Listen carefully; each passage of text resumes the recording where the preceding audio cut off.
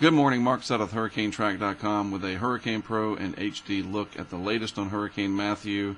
Looking at the satellite presentation for a brief time last night, the eye became clear, popped out there, probably resulted in a pretty substantial period of strengthening. This red area here, this central dense overcast as we call it, very powerful winds, and then the strongest winds right around the core here of Matthew, closer to the eye. All of that moving through the northwest Bahamas towards the southeast coast of Florida. Conditions are going to deteriorate as these bands rotate out ahead of the hurricane, bringing increasing wind and heavier rain with each pass, and then eventually either a landfall where the center crosses the coast up here or very, very, very close to it. We can see that reflected in the 5-day forecast here, approaching the area just north of West Palm Beach. This is the center of the hurricane, the eye. And so it could just dance on shore a little bit, just a little edge, 1 foot, so to speak, of the western part of the eye. Really, you have to get the whole pressure center, I think the lowest pressure, over land for it to be considered a landfall.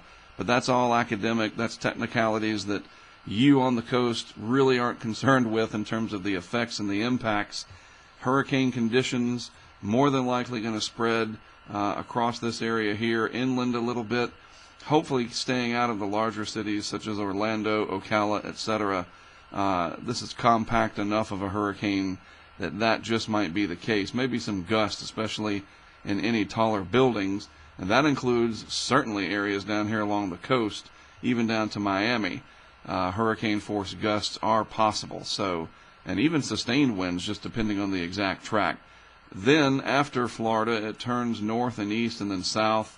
Well south enough of the Carolinas to keep the worst of the winds and surge away from there, but the heavy rain is going to be an enormous problem up here in the Carolinas, in some cases in excess of 1 foot. Certainly heavy rain along the coast of Florida, that goes without saying. A lot of this up here is because of the front that's coming through, this trough that's helping to turn Matthew, interacting with that deep moisture and helping to squeeze it out over parts of the southeast. We can see on the radar shot here, Matthew just coming into range, the eye right down in here somewhere, and very close to Andros and Nassau, and this will be moving up across, and then maybe something like that, and then eventually, as we saw on the track map, out to sea, away from the southeast United States, and then maybe dipping south. We'll worry about all this later. So this is it. If you haven't prepared by now, you're running out of time.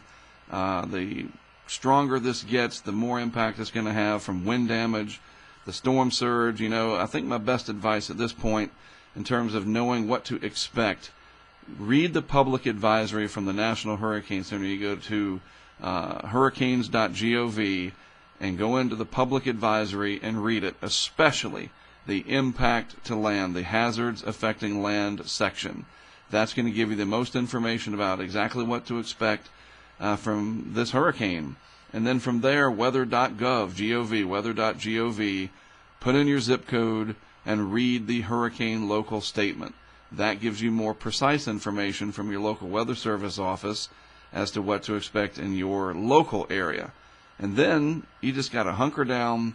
Do not drive around during this, waiting to see what happens. Well, I'm going to go over to so-and-so's house or whatever, a last-minute errand. Once this gets going, later today and into tonight for southeast Florida, you need to stay put. I'm going to be doing that, and I go into hurricanes that's my career. That's what I do, and I know enough to know when it's unsafe to drive around.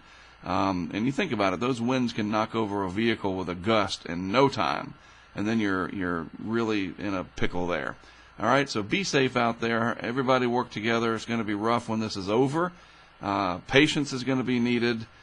Let me tell you, it's been a long time since Florida's had to deal with anything like this. Hopefully people remember and will come together, and the response will be quick, and the area can get back on its feet, because this looks like it's going to be pretty bad. Hopefully not as bad as it gets, but it's getting on up there, about an 8 out of 10 for as bad as it gets for an angle of attack like this and the strength of the system.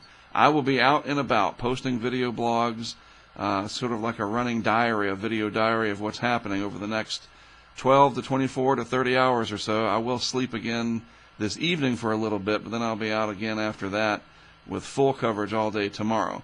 You can follow along those video blogs right here in Hurricane Pro in HD. I'll post several. You can also follow along live at our website, hurricanetrack.com. I'll be posting the links to the live feeds there a little later today. All right, that is it from me for now with these produced videos. From here on out, might get a chance to do another one this evening, but otherwise it'll be these little video blogs, and I think you'll like it if you haven't seen them before, and give you a real quick look at what's going on. I'm Mark Sudduth in Florida, tracking Hurricane Matthew here for Hurricane Pro in HD. I'll talk to you later today.